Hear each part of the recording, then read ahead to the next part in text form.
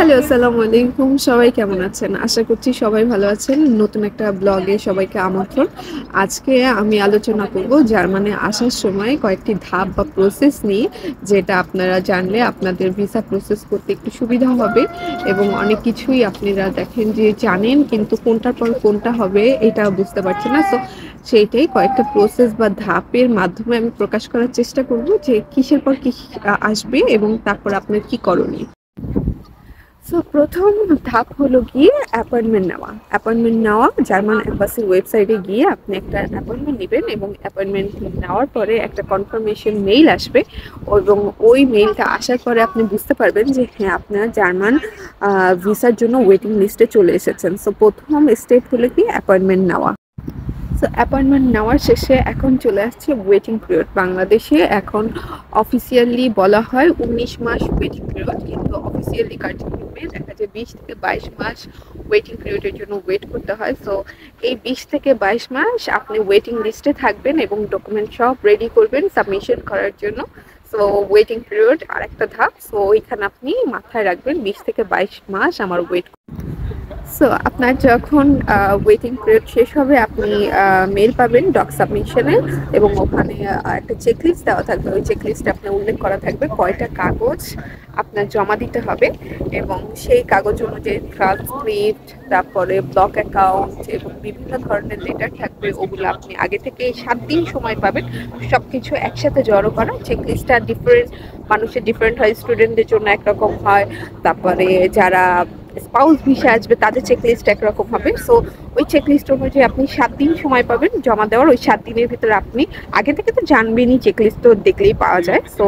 ওই চেকলিস্টগুলো সব একসাথে জড়ো মানে কাগজগুলো জড়ো করে ওই 7 দিনের মধ্যে আপনি সুন্দর করে গুছিয়ে আপনার ডকুমেন্টসগুলো সাবমিট করবেন মেইলের। আরেকটি ধাপ গেল ডকুমেন্ট সাবমিশন মেইলের মাধ্যমে করার পরে আবার কিছুদিন পরে আপনি পাবেন একটা মেইল, যেটাতে কিনা ইন্টারভিউ ডেট দেওয়া থাকবে এবং ইন্টারভিউ ডেটের ওখানে উল্লেখ করা থাকবে আপনার যেই ডকুগুলো সাবমিশন করেছেন বা যে ডকুমেন্টগুলো পাঠিয়েছেন সেগুলো অরিজিনাল কপিগুলো আপনাকে সাবমিট করতে বলবে।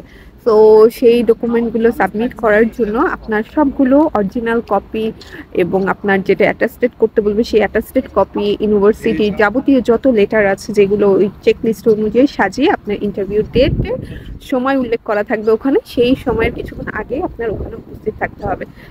এর পরের ধাপ আসলো ইন্টারভিউ ডেট আপনি পাবেন। এইটা আরেকটা ধাপ। ইন্টারভিউ ডেটের পরে আপনি ইন্টারভিউ দিন ইন্টারভিউ গেলেন, ভিসা অফিসার ইন্টারভিউ নিল, এরপরে আসবে আপনার ভিসা অফিসার তখন আপনাকে একটা রিসিট দিয়ে দিবে, সেটা কিনা পাসপোর্ট কালেকশনের রিসিট এবং সেটা খুবই ইম্পর্টেন্ট, খুব সেফলি রাখবেন কারণ এটার মাধ্যমে আপনি ভবিষ্যতে যখন আপনাকে পাসপোর্ট কালেকশন করতে হবে, কারণ পাসপোর্ট তো জমা দিয়ে আসবেন, পাসপোর্ট কালেকশন করতে আসবেন তখন আপনাকে এই রিসিটের মাধ্যমে পাসপোর্ট কালেকশন করতে হবে। এটা আরেকটা ধাপ যে আপনি অবশ্যই ভিসা অফিসারের কাছ থেকে পাসপোর্টের জন্য রিসিপ্টটা নিয়ে নেবেন। আপনার ইন্টারভিউ শেষ হয়ে গেলে আপনার কাছে একটা মেইল আসবে, এম্বাসি থেকে আরেকটা মেইল আসবে যেখানে কিনা পাসপোর্ট কালেকশনের কথা বলা থাকবে, ডেট এবং সময় উল্লেখ করা থাকবে। তখন আপনি ওখান থেকে সুন্দর করে পাসপোর্ট কালেক্ট করতে পারবেন এবং অবশ্যই তখন মনে করে ওই রিসিপ্টটা নিয়ে যেতে হবে। এটা হলে আরেকটা ধাপ পাসপোর্ট কালেকশনে। এরপরে আপনি যখন পাসপোর্টটা পাবেন, ভিসা কালেকশন করবেন, অবশ্যই প্রথমে দেখবেন আপনাকে 3 মাসের, 6 মাসের না 12 মাসের মানে 1 বছরের ভিসা দিয়েছে, এটা অবশ্যই চেক করে নেবেন। এবং যেদিনকে থেকে দেখা যায় যে যেদিনকে ভিসা লাগানো হয় তার 4 থেকে 5 দিন পরেই আপনাকে পাসপোর্টটা ডেলিভার করা হয়। কারণ হলে কি, যেহেতু ভিসা ডেটটা একটু লিমিটেশন থাকে, কারণ দেখা যায় অনেকে ট্যুরিস্ট ভিসা আসতে চাচ্ছে তাদের 15 দিন, ওখানে ভিসার ডেটটা অনেক বেশি লেন্দি হয় না, এর জন্য 3 থেকে 6 দিনের মধ্যেই যখন ভিসা লাগে তার ভিতরে আপনাদের কাছে পাসপোর্টটা হ্যান্ড ওভার করার ট্রাই করে।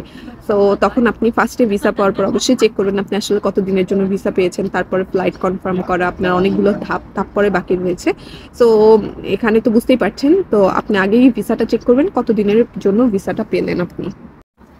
আজকের ভিডিওটা এই পর্যন্তই। আশা করছি ভিডিওটা সবার ভালো লেগেছে। আমি কয়েকটা ধাপ তুলে ধরার ট্রাই করেছি এবং শর্টকাটে বোঝানোর চেষ্টা করেছি কোনটার পর কোনটা আসে, কোন টার্মের পর কোন টার্ম আসে, যাতে ভিসা সম্পর্কে অনেকে কিসের থেকে কি করব, কার পরে কোনটা করব এটা নিয়ে একটু কনফিউশন থাকে।